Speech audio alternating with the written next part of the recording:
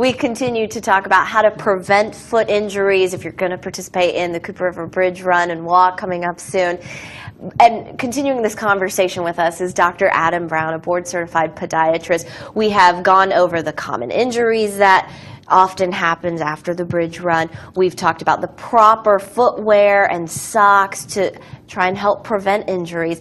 But then the other part of all of this to support prevention is the proper training. So for folks who are still planning on participating in the bridge run, whether they're a walker or a runner, what is some good doctor-recommended advice as to what they should do? Because we're just days away. Right. You know, the first thing is to not rush your training. If you feel like you're right at the edge, you have a week left, you know, you can't just get out there every day and increase your mileage each day.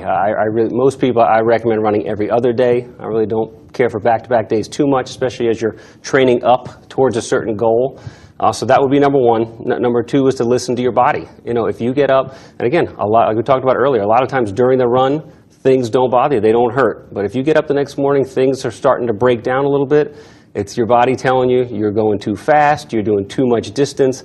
And for that, I usually have people back off a little bit, or we even add a little walking in with the running. You know, people shouldn't be, if they're getting towards the end training time, you know, it's okay to you know, walk for 5 minutes and jog for 5 and walk for 5. That definitely takes a lot less toll on your body and still may allow you to do the bridge run, you know, without so much breaking down.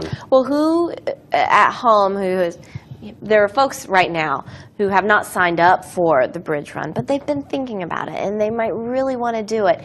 Who is ready to train in this short amount of time to participate, and who really shouldn't? You know, probably anyone that walks on a regular basis, because there's also a walk with it. So like I said, if you have to mix walking in with the running, but you know, for the most part, if you have a week left or so, you know, before the run, hopefully you have trained up to, you know, 3 miles, 4 miles, somewhere in that range. For that, you'll probably be okay doing the 6. You'll probably be pretty sore the next day. But if you haven't trained at all and you got 1 week left, probably not a good idea to try the run. The walk, however, takes place just after the run, and that's also a good option to enjoy the day. Right. And what about for people who say, I don't want to get caught up in the bridge run, but I would like to find a way to really get on my feet and get out there?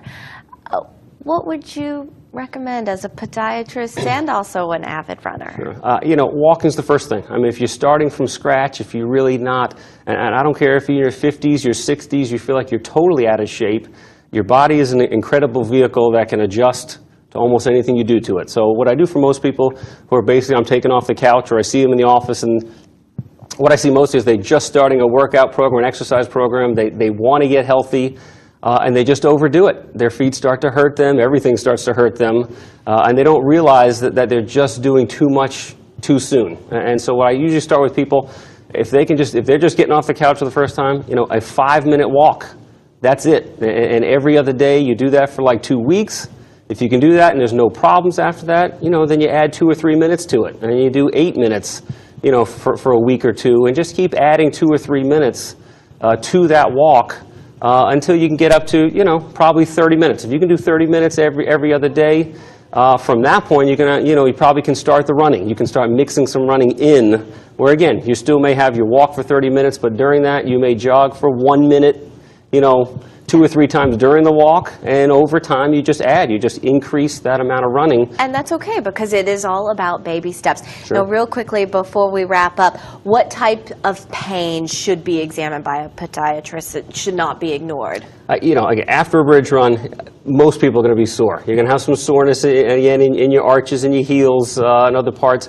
If the soreness doesn't gradually decrease, probably over a 3 to 4 day period. So if you get 1 week out after the bridge run and you're still having trouble and things are not getting better, definitely a time to go see somebody. So it's easier to take care of it at the beginning than it is to let it linger for a couple of weeks. Very true. Well, thank you so much for your time, Dr. Brown, and I wish you all the best in the bridge run. Thank you. My pleasure. And stay with us when we come back. Details on how to get more information about foot injury prevention. Stay with us. If you want to learn more about preventing foot injuries and treatments, call our HealthBeat hotline. The number is 724-2670, or go online to rsfh.com. Thanks for watching HealthBeat, your source for health and wellness information exclusively on Comcast C2.